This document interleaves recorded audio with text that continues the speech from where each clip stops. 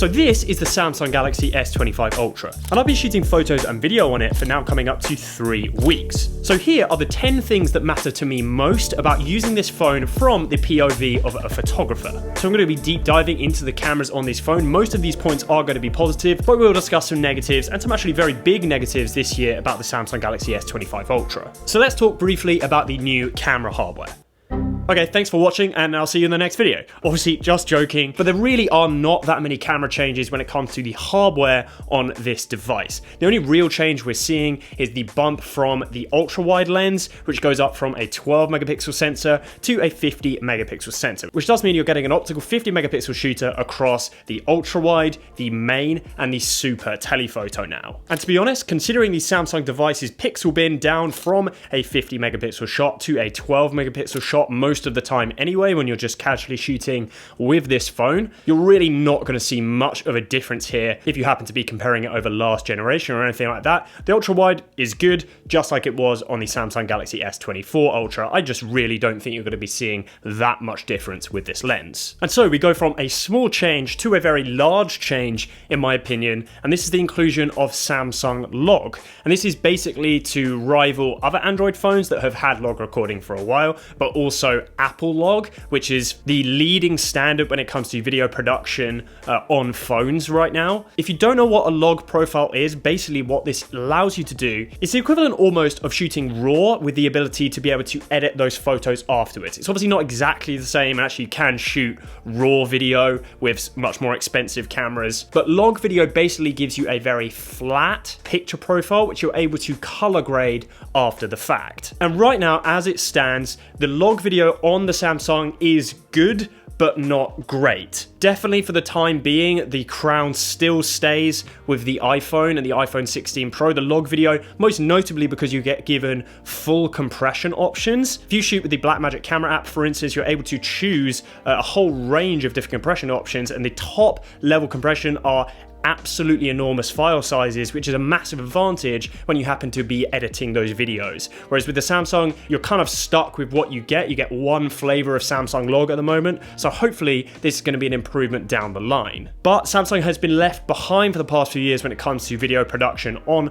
their phones, so it's a really good positive change to see things moving in the right direction. And talking about things moving in the right direction, there was quite a lot of complaints last year about the Samsung Galaxy S24 Ultra not being able to shoot true raw photo files. And the good news is, from my testing, I was actually really happy with the raw files coming out of this phone. So let's jump over to the computer and have a play around with some of those images. Okay, so I have a file here from the Pro mode, not the Expert Pro RAW mode, just the standard Pro mode. I find that this gives you better raw files. And you can see that clearly my dog is underexposed here, and you can see the amount of latitude that we actually get in the image. So you are getting a really decent amount of flexibility to be able to play around with these images, and I love that about the S25 Ultra. You'll actually be able to see as well that the images have a natural softness when you shoot in a raw mode with the S25 Ultra. There is far less digital sharpening going on. I actually have a set of tools that I built specifically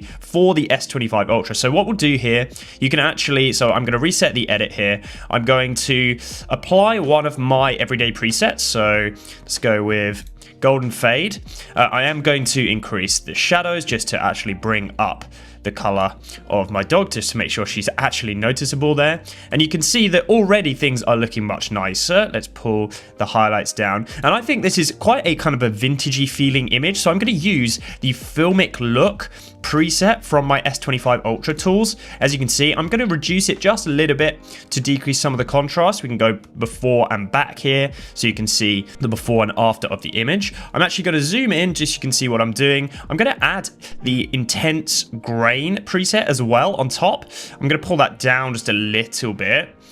But you can see that it's almost looking like this was shot on a vintage camera, which is so impressive considering that it was shot on a device like the Samsung Galaxy S25 Ultra. And then my actual personal favorite tools, I've got softer image and even softer image, and you can actually see what things are doing here. If we zoom right in, obviously we've got a lot of grain on top here, but you can actually see that would allow you to soften the image right up. Obviously, we don't want to soften it to that extent, but I'm going to pull that down to maybe about 80, something like that. And you can see that it obviously looks like this was shot on maybe like a Fujifilm or something like that. It's a beautiful way to shoot with the Samsung Galaxy S25 Ultra. If you're interested in checking out these presets, I have my everyday presets, these, and also the S25 Ultra tools available in one download, and you can pick that up via the top link in the description. An issue that Samsung has had for years is actually capturing fast-moving subjects. And this was a question which a lot of you guys asked me. Tom, I previously struggled with taking photos of my kids or my pets, so I wanted to put this through its paces to the highest degree. I took my dog out and we intentionally shot with the purpose of shooting fast-moving. Like, I was literally sprinting. And I'm actually really happy to report that some of these images look fantastic. There are, of course, times where you're going to miss focus. This would be happening with any camera, I have to admit. But in my testing so far, I think due to potentially the new processor available in the S25 Ultra, the shutter lag performance and the capture speed has seemingly improved, and you're able to capture photos at a faster pace with more accuracy than on previous Samsung devices. Nothing's going to be perfect. Of course, you will miss shots here or there, and certainly when it comes to taking night mode, sometimes you take potentially like a selfie or something like that, and you can see a dramatic blur on your face. That does need to be improved on this device, but if you're taking photos in decent light situations of fast moving subjects, this is going to be a good phone to be able to do that. Samsung has released with the S25 Ultra this year a feature called Audio Eraser, and this works similarly to Apple's Audio Mix feature on their iPhone 16 Pro line. But basically what it does is allows you to refine the audio of your videos to result in a higher quality sound. This feature is actually really good. I think what's probably most useful is in my Samsung Galaxy S25 Ultra versus iPhone 16 Pro video,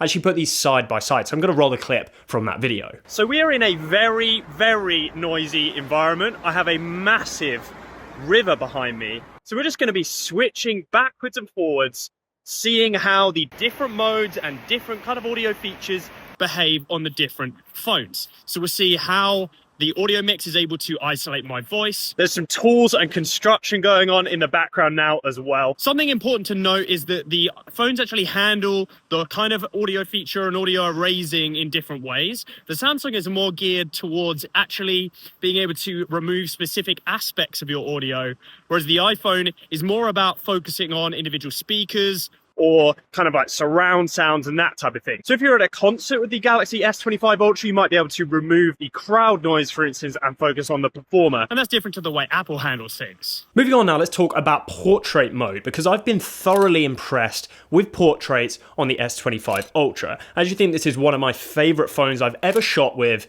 portrait mode. Definitely stay subscribed to the channel if you are interested in seeing the S25 Ultra versus the Vivo X200 Pro, because this phone particularly is an unbelievable portrait device, so it's going to be really interesting to see how this one stacks up. But the portraits taken with the Samsung Galaxy S25 Ultra have really impressed me. Like, you can take a look at this image here. This looks like it could have been shot on a more professional device. I do think the only giveaway now is that sometimes the cutouts aren't incredible. They do sometimes miss, and the fact that it doesn't actually mimic a professional roll-off when we're talking about the focus. There's not almost like a blend into the background. It's a bit more of a harsh cutout going from in focus to out of focus, and that's of course not how a professional camera behaves. But all of that aside, it does take fantastic portrait images. Even me with my curly hair here, you can see that it's doing a decent-ish job of cutting me out. Certainly if you are taking portraits and selfies on this device, you're definitely going to be pleased. And so what about the features that everyone is interested in, night mode? Samsung actually talked specifically about night videos. Because of the new chipset available in the S25 Ultra, they were basically saying over the 24 Ultra, you should have improved low light vision in video mode on this phone. There's only one way to find out. All right, so we have the S25 Ultra on the left, the S24 Ultra on the right. I did my best here. We have really not been lucky with the weather in the UK for the past few weeks, so I went to the lowest light environment I could think of. Lots of kind of contrasting lighting situations in an aquarium, so it's actually quite a good test. And there certainly were some really dark environments that are going to mimic lots of low light situations you guys might be filming in. And I think this point is illustrated here. Like, there just really isn't very much difference between the low light video on both of these phones. Don't pay attention to the stabilization. I actually had the video stabilization on the S25 Ultra off from a previous video. I forgot to turn it back on. That's that's my bad, but the point is still clear. You can clearly see side by side that these cameras are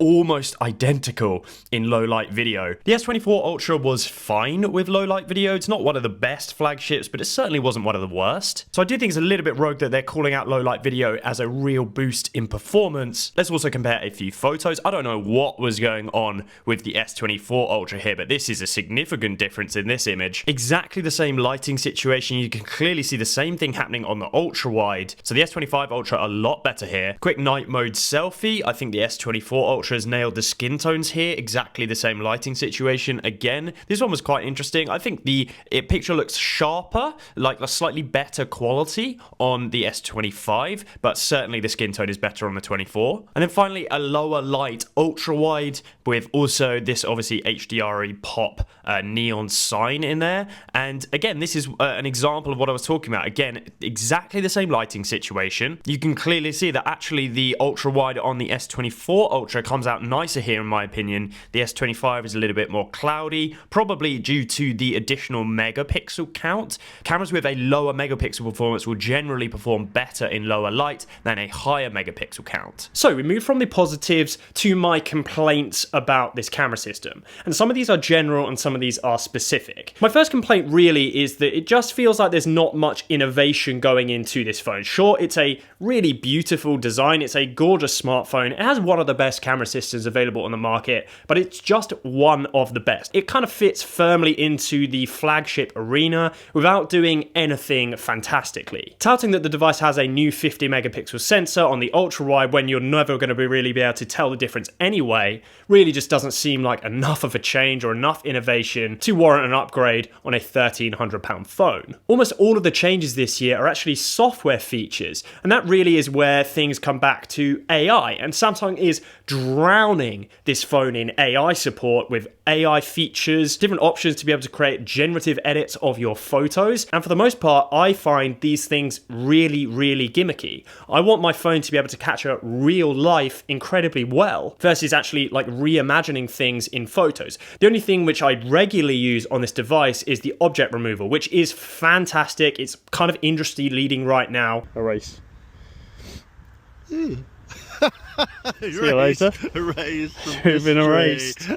Brilliant, I love it. And it is genuinely useful, whereas all of the other AI features, at least when we're talking about the camera specifically, actually just seem gimmicky versus actually useful, at least for me personally. You might have a very different opinion. So with slightly stagnant hardware and the innovation going into this device being predominantly focused on AI, the last thing I want to talk about is feature removal. And there's one feature that people did really like. All right, maybe not everyone is going to have used this, but the stylus, the S Pen on the S25 Ultra used to be a remote trigger. So this had Bluetooth compatibility. You could take a photo, leave your phone somewhere else, use this as a remote trigger to take a photo. That feature has been entirely removed on this device, and seemingly nothing really replaces it. Sure, you have gesture control and the ability to like throw up your hand and have a photo being taken of you, but it's just not quite the same. It doesn't give you the same manual level of control that a remote shutter does. It's a real shame to see certain areas of these phones essentially be restricted whilst they make continuous improvements, continue to drive